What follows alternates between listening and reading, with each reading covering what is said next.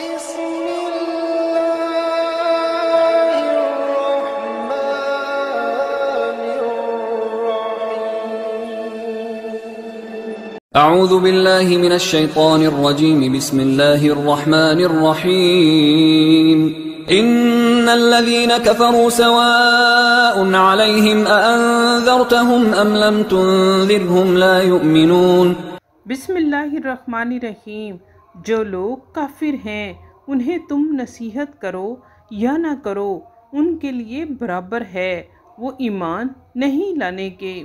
انذار کے معنی ڈر کی خبر سنانے، خوف دلانے، واعظ و نصیحت اور ہدایت کرنے، راہ بتانے اور متنبہ اور آگاہ کرنے کے ہیں. پہلے معنی تو مشہور ہیں.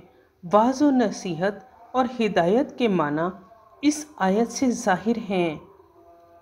بسم اللہ الرحمن الرحیم. انما انت منذر ولکل قوم ہاد. یعنی اے پیغمبر صلی اللہ علیہ وآلہ وسلم، تم تو صرف ہدایت کرنے والے ہو اور ہر قوم میں ہدایت کرنے والے ہو گزرے ہیں. اس کا صاف مطلب یہ ہے کہ جس طرح پہلے ہادی اور رہنما آتے رہے ہیں، اسی طرح تم بھی ہدایت کرنے والے اور راستہ دکھانے والے ہو. اس مقام پر انذار کے معنی واعظ و نصیحت کے چسپاں ہیں اور وہی ترجمے میں اختیار کیے گئے ہیں.